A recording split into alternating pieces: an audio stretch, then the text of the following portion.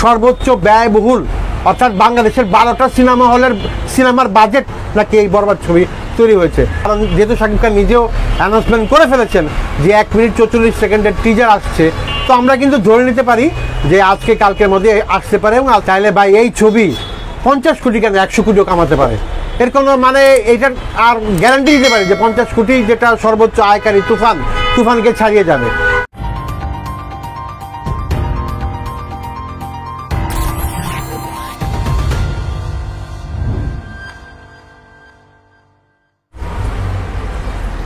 Hello viewers, কেমন আছেন আপনারা? আশা করি ভালো আছেন। আবার একটি নতুন ভিডিও নিয়ে আপনাদের সামনে হাজির হয়ে গেলাম এবং ভিডিওর সর্বপ্রথমে আজকে 21শে ফেব্রুয়ারি আন্তর্জাতিক মাতৃভাষা দিবস। তো এই দিনে ভাষা শহীদদের প্রতি আমাদের চ্যানেলের পক্ষ থেকে রইল গভীর শ্রদ্ধাঞ্জলি। আপনারা জানেন যে আমি সাধারণত শুক্রবারে যে ভিডিওগুলি করি, আমি নতুন কোনো ছবি মুক্তি পেলে তার হল লিস্ট আপনাদের সামনে নিয়ে আসি, কিন্তু আজকে ভাই কোনো হল লিস্ট নিয়ে আসবো না, কারণ রোজা শুরু হতে আর 1 সপ্তাহ বাকি। তো এর আগে আর কোনো নতুন ছবি মুক্তি পাচ্ছে না। গত সপ্তাহে দুটো ছবি মুক্তি পেয়েছিল, সেই দুটো ছবির হল লিস্ট আমরা ব্যক্তিগত বিভিন্ন কারণে এবং টেকনিক্যাল প্রবলেমের কারণে দিতে পারিনি, সেজন্য আন্তরিকভাবে দুঃখিত। গত সপ্তাহে ময়না এবং জলে তারার হল লিস্ট আমার পক্ষে দেওয়া সম্ভব হয়নি, সেজন্য আমি আগেই আপনাদের কাছ থেকে দুঃখ প্রকাশ করছি। এবং এই সপ্তাহ থেকে আর কোনো নতুন ছবি মুক্তি পাচ্ছে না, আমরা সরাসরি চলে যাব আসলে ঈদের ছবিতে। এবং ঈদের ছবি মানেই সুপারস্টার শাকিব খানের ছবি, এবং এবার ঈদে সুপারস্টার শাকিব খানের একটি ছবি মুক্তি পাচ্ছে, নাম হলো বরবাদ। ছবিটি আপনারা জানেন পরিচালনা করেছেন মেহেদী হাসান হৃদয়, ছোট পর্দার পরিচালক, এবং ওনাকে নিয়ে এখন অনেক আলোচনা, এবং এই আলোচনা আরও একটু বাড়িয়ে দিতে 2 দিন আগে কিন্তু আমরা সোশ্যাল মিডিয়া দেখলাম যে 1 মিনিট 44 সেকেন্ড একটা টিজার হয়তো বা আজকেও আসতে পারে বন্ধের দিন, হয়তো কালকেও আসতে পারে, হয়তো পরশুও আসতে পারে, অর্থাৎ 2-3 দিনের মধ্যে এসে পড়বে। কারণ যেহেতু শাকিব খান নিজেও অ্যানাউন্সমেন্ট করে ফেলেছেন যে 1 মিনিট 44 সেকেন্ডের টিজার আসছে, তো আমরা কিন্তু ধরে নিতে পারি যে আজকে কালকের মধ্যে আসতে পারে। এবং আজকে যেহেতু 21শে ফেব্রুয়ারি ছুটির দিন, সবাই বাসায় আছে, আজকে সন্ধ্যার পরে কিন্তু আসতে পারে। কিন্তু আপনাদের কাছে বরবাদের কিছু ভিতরের খবর নিয়ে আমি হাজির হয়ে গেলাম। মানে এই ছবিতে আসলে কারা কারা অভিনয় করেছে, এই ছবির অ্যাকশন ডিরেক্টরকে, এই ছবির মিউজিক ডিরেক্টরকে, এই ছবির ক্যামেরাম্যানকে, এই ছবির মেকআপ আর্টিস্টকে, এবং গুরুত্বপূর্ণ এই ছবির কাহিনী আসলে কী হতে চলেছে, আমি কাহিনীও কিন্তু কিছুটা আন্দাজ আপনাদের একদম ভিডিও শেষে দিয়ে দেবো। কাজে স্কিপ করবেন না যদি কাহিনী সম্বন্ধে জানতে চান আসলে বরবাদের কাহিনী কীরকম হতে চলছে। দেখেন, আমি যে ইনফরমেশনগুলি পেয়েছি অনলাইন থেকে আমি বলতে পারি, সেই ইনফরমেশনে এখানে 11 জনের নাম দেওয়া আছে, তারা এই ছবিতে অভিনয় করেছে। 11 জন ছাড়া তো আরও অনেক আর্টিস্ট বা কো আর্টিস্ট থাকবে, কিন্তু এই 11 জন মুখ্য ভূমিকা আছে। এর মধ্যে প্রথম যার নাম আমাদের সুপারস্টার শাকিব খান, একমাত্র ভরসা, একমাত্র আশা আমাদের ইন্ডাস্ট্রির। 2 নম্বরে আমাদের যে নায়িকা কলকাতার ইদিকা পাল, 3 নম্বরে মিশা সওদাগর, তিনি এখানে মেন ভিলেনের ভূমিকা অবতীর্ণ হবেন কিনা আমি বলতে পারবো না। এবং তারপরে কিন্তু একটা সারপ্রাইজ এখানে যার নামটা তারপরে দেওয়া আছে, তার নাম কিন্তু আমরা ওই যে যেটা অনন্য মামুনের ছবি দরদ, তখন থেকে বলে আসছি, যিশু সেনগুপ্ত, তার নামটা কিন্তু এখানে ইনক্লুড করা হয়েছে। এখন দেখেন, ছবির টিজার যখন আসবে আপনারা তখন বুঝেই যাবেন যে যিশু আছে কি নাই। কিন্তু যদি থাকে তাহলে ভাই এই ছবি 50 কোটি কেন 100 কোটিও কামাতে পারে। এর কোনো মানে এইটার আর গ্যারান্টি দিতে পারে যে 50 কোটি যেটা সর্বোচ্চ আয়কারী তুফানকে ছাড়িয়ে যাবে। তো এখানে কিন্তু যিশু সেনগুপ্তের নাম আছে, ছবি দেওয়া আছে, অর্থাৎ উনি এই ছবিতে আছেন। তো এখানে টিজার মুক্তি পেলে আমরা কনফার্ম হবো, বাট আমি যেখান থেকে ইনফরমেশনগুলি পেয়েছি সেখানে কিন্তু সাধারণত ভুলচুক তেমন একটা থাকে না। আচ্ছা, তারপর আছে নুসরাত জাহান, আপনারা জানেন যে কলকাতার নায়িকা, উনি একটা আইটেম সঙ্গে আছেন, উনি মেইন ভূমিকায় নাই, এটা অলরেডি সোশ্যাল মিডিয়া বা অনলাইন প্ল্যাটফর্মে ফ্ল্যাশ হয়েই গেছে, একটা আইটেম সঙ্গে তাকে দেখা যাবে। এরপরে শহীদুজ্জামান সেলিম, শাকিব খানের এখন সব ছবিতেই সেলিম থাকে, প্রিয়তমাতেও ছিল। এরপরে আমরা দেখতে পারবো ইফতেখার দিনার, আপনারা ইফতেখার দিনারকে হয়তো ছিলেন, ছোট পর্দার জনপ্রিয় অভিনেতা এবং বড় পর্দায় এখন চুটে কাজ করছে। কিছুদিন আগে যে রুবেলের একটা ওয়েব সিরিজ ছিল সেখানেও সে অভিনয় করেছে, রায়ান রাফির সেই ওয়েব সিরিজে। তো আপনারা ইফতেখার দিনারকে চিনবেন।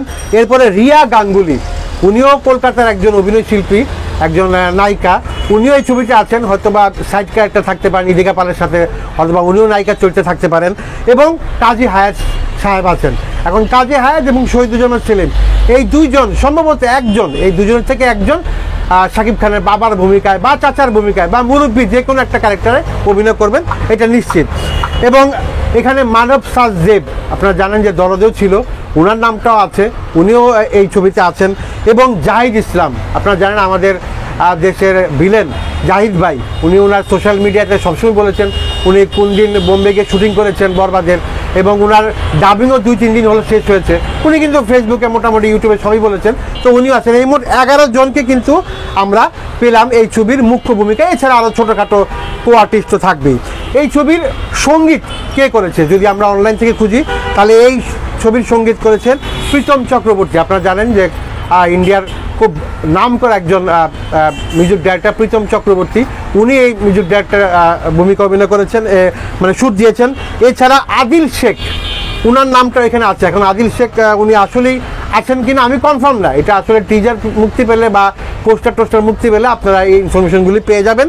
এবং এরপরে এই ছবিতে মেকআপ আর্টিস্ট হিসেবে মানে মেকআপ ডিপার্টমেন্টে যারা কাজ করছেন দুজনের নাম আছে। একজন বোম্বের অমিত আম্ব্রেকার, উনি বোম্বের বেশিরভাগ বলিউড ছবিতে উনি মেকআপ আর্টিস্টের কাজ করেন। আরেকজন সবুজের নাম আছে, যিনি শাকিব খানের মানে সাথে সাথে থাকেন, শাকিব খানের ম্যানেজার বলেন আর অ্যাসিস্ট্যান্ট বলেন যাই বলেন, উনিও মেকআপ আর্টিস্ট হিসেবে ওনার নামটাও আছে। এই দুজনের নাম মেকআপ আর্টিস্ট হিসেবে আছে।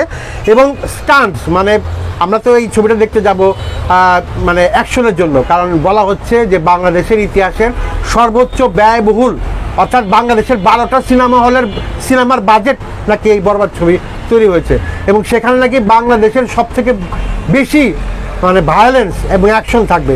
তো সেই অ্যাকশন কে কোরিওগ্রাফ করেছে সেটা তো আমাদের জানার একটা আগ্রহ থাকে। এবং এখানে কোরিওগ্রাফার হিসেবে রবি ভার্মা, আপনারা জানেন সাউথের অনেক বড় অ্যাকশন কোরিওগ্রাফার, অনেক সাউথের ছবি বলিউডের ছবি উনি অ্যাকশন কোরিওগ্রাফ করেছেন। উনি রবি ভার্মা এই ছবির অ্যাকশন ডিরেক্টর, মানে বুঝতেই পারছেন কী লেভেলের অ্যাকশন হতে চলেছে। টিজার পেলেই, আজকে রাত্রে টিজার বা কালকে পেলেই আপনারা বুঝে যাবেন। এরপরে যেটা মানে টুইস্ট, আমি যেটা আপনার ভিডিওর প্রথমে বলেছি, এই ছবির কাহিনী সবার একটা আগ্রহ থাকে না, বা এই ছবির কাহিনী কী হতে চলেছে। আমার তো একটা শুধুমাত্র টিজ দেখছিলাম, একটা ছোটোখাটো একটা পোস্টার আসছিল, গাড়ির উপর পা দিয়ে বসে আছে নতুন লুকে শাকিব খান। তো এই ছবির কাহিনী ছোট্ট করে বলে দিই, অনলাইন থেকে যেটুক ইনফরমেশন আমার কাছে আসছে, একজন মোটর সাইকেল আরোহী, অর্থাৎ একজন বাইক চালায় আর কি, সাধারণ বাইক চালায়, উনি একটা মেয়ের মন জয় করবে, অর্থাৎ নায়িকার মন জয় করবে। এখন উনার পক্ষে সম্ভব না একটা বাইক কিনা, বাইকের দাম আছে না ভাই। তো উনি উনার বাবাকে কিভাবে পটায়া একটা বাইক উনার কাছে নিয়ে আসে, এবং এই বাইকের মাধ্যমে, অর্থাৎ হয়তোবা নায়িকা যাকে সে ভালোবাসে, অথবা সে বাইক চালানো পছন্দ করে, বা ছেলেটার বাইক থাকলে ছেলেটাকে ভালোবাসবে, এরকম একটা কিছু হতে পারে। তো উনি ওনার বাবাকে পটিয়ে পাঠিয়ে, যেভাবেই হোক, মানে ছেলেরা বাবারা যেভাবে পটায় আর কি, সেভাবে পটিয়ে পাঠিয়ে উনি একটা বাইক কিনবেন।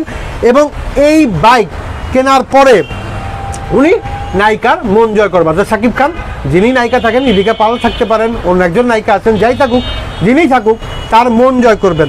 কিন্তু এখানে বলা হচ্ছে এই মন জয় করার ক্ষেত্রে তিনি অপ্রত্যাশিত বিভিন্ন চ্যালেঞ্জের মুখোমুখি হবেন। চ্যালেঞ্জগুলো কি? অর্থাৎ আমি মেয়েটাকে পাইতে চাই, এখন মেয়েটাকে আরেকজন ভালোবাসতে পারে, সেটাও চ্যালেঞ্জ।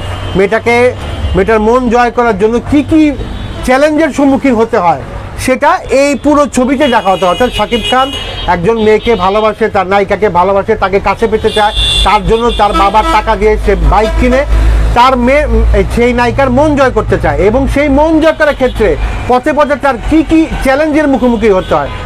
মোটা দাগে এই হলো ছবির কাহিনী, এবং জীবনের কিছু গুরুত্বপূর্ণ শিক্ষণীয় তিনি এখানে শিখেছেন। অর্থাৎ নায়িকাকে জয় করতে গিয়ে বিভিন্ন বাস্তব সমস্যার সম্মুখীন তিনি হয়েছেন। ঠিক আছে, তো এই বাস্তব সমস্যাগুলি কি কি হতে পারে সেটা জানতে হলে আমাদেরকে কিন্তু এই যে বরবাদ দেখতে হবে, এবং শেষ পর্যন্ত উনি বুঝতে পারেন যে তার যাত্রা শেষ হয়নি। এখন এটা যদি আমি বলি শেষ লাইনটা যাত্রা শেষ হয় নাই, তাহলে কি এই ছবি কি পার্ট 1, এটা বরবাদ পার্ট 2 কি আসবে সেটা ভাই টিজারই বলে দেবে, আর আমরা সিনেমা হলে গেলেই বুঝতে পারবো। তো আমি মোটামুটি বরবাদের সব কিছুই বলে দিলাম। এই অনুযায়ী যদি কাজ হয় তাহলে বরবাদ ভাই 100 কোটিও ক্রস করতে পারে। আপনারা জানেন যে বরবাদের যখন ছোট্ট একটা টিজার বা টিজ যখন এসেছিল বা ওই পোস্টার উন্মোচন অনুষ্ঠানে শাকিব খান নিজেও বলেছেন যে আমরা 100 কোটির লেভেলে যেতে চাই এবং এই ছবি দিয়েই 100 কোটি লেভেলে যাওয়া সম্ভব। আর একটা ছোট্ট ইনফরমেশন দিয়ে দিই, এই ছবিতে 3 জন প্রযোজকের নাম উল্লেখ করা আছে এবং একজন ইন্ডিয়ান প্রযোজকের নাম উল্লেখ করা আছে। তো আমি আসলে এটার কনফার্মেশন আমার কাছে নাই, এটা কারা করতেছে না করতেছে এটা যখন টিজার পারবে প্রডিউস বাই নিচে লেখা থাকবে, পোস্টার লেখা থাকবে, আপনারা জেনে যাবেন। তো আজকে আমার এই ভিডিওটা করার লক্ষ্য হলো যেহেতু এই ছবিটা নিয়ে হাইপ বেশি ঈদে এবং আরও কয়েকটা ছবি অবশ্যই আসবে, তবে সব কিছু নির্ভর করবে দেশের সামগ্রিক পরিস্থিতি এবং হলের পরিস্থিতির উপর। আপনারা জানেন আগামীকাল 22 তারিখ হল মালিকদের একটা বিশেষ মিটিং আছে, তারা সেখানে সিদ্ধান্ত নেবে তারা হল আসলে খোলা রাখবে না বন্ধ রাখবে না কি করবে, তারা আসলে অথই সাগরে মানে ভাসতেছে আর কি। তো যাই হোক, আমরা আশা করব সব সমস্যা কাটিয়ে উঠে আমরা বরবাদ দেখতে পারবো এবং এর সাথে আরও মানে 8টা ছবি কনফার্ম ঈদের জন্য। তো সেই ছবিগুলি হল লিস্ট নিয়ে আমি চলে আসবো। এই মাঝখানে যেহেতু আর কোনো নতুন ছবি মুক্তি পাবে না, সেই ছবি হল লিস্ট নিয়েও আমি আসবো না। তো আপনাদের সাথে যদি বেঁচে থাকি, যদি পরিস্থিতি ভালো থাকে, যদি ঈদ করতে পারি, তাহলে আপনাদের সাথে আমার দেখা হবে ঈদের আগের দিন অর্থাৎ চাঁদ রাতে। প্রত্যেকটা ছবি যে কটা ছবি মুক্তি পাক সব ছবির হল লিস্ট নিয়ে আমি যথারীতি হাজির হবো। তো সবাইকে ভালো থাকবেন, সবাই সুস্থ থাকবেন এবং সবাই একটু সতর্ক থাকবেন এবং বিনোদনের জন্য এবং চলচ্চিত্রের সব খবর পেতে সব সময় আপনাদের পাশে রাখবেন আমাদের চ্যানেল আজকের বিনোদন নিউজ। ধন্যবাদ সবাইকে।